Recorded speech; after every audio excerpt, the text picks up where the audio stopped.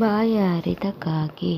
ಇದು ಬೇಸಿಗೆಯ ದಿನಗಳ ಬಗ್ಗೆ. ಒಂದು ಕಾಗೆ ತುಂಬ ಬಾಯಾರಿಕೆಯಾಯಿತು. ನೀರು ಅರಸಿ ಅಲ್ಲಿ ಇಲ್ಲಿ ಹಾರಾಡಲು ಶುರು ಮಾಡಿದರೂ ಎಲ್ಲಿಯೂ ನೀರು ಸಿಗಲಿಲ್ಲ.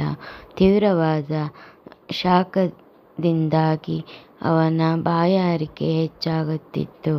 ಕಾಗೆ ಬದುಕುವ ಭರವಸೆಯನ್ನು ಬಿಟ್ಟಿತು. ಆದರೆ ಬಿಡಲಿಲ್ಲ. ಮತ್ತೆ ನೀರು ಹುಡುಕಲು ಹೋದರು.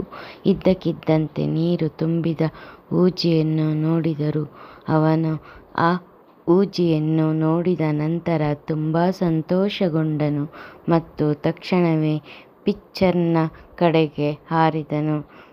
ಅವರು ನೀರು ಕುಡಿಯಲು ಪ್ರಯತ್ನಿಸಿದರು, ಆದರೆ ಯಶಸ್ವಿಯಾಗಲಿಲ್ಲ, ಏಕೆಂದರೆ ಆ ಹೂಜಿಯಲ್ಲಿ ನೀರು ಬಹಳ ಕಡಿಮೆಯಿತ್ತು. ನಿರಾಶೆಯಿಂದ ಅಲ್ಲಿಂದ ಹೊರಡಲು ಆರಂಭಿಸಿದ ಆತನ ಕಣ್ಣುಗಳು ಥಟ್ಟನೆ ಬೆಣಚುಕಲ್ಲಿನ ಮೇಲೆ ಬಿದ್ದವು.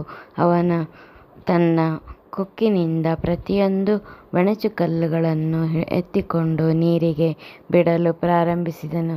ಮೆಲ್ಲನೆ ನೀರು ಮೇಲಕ್ಕೆ ಬಂದು ಕಾಗೆ ತನ್ನ ಮನದಾಳದ ನೀರನ್ನು ಕುಡಿದು ಅಲ್ಲಿಂದ ಹಾರಿ ಹೋಯಿತು.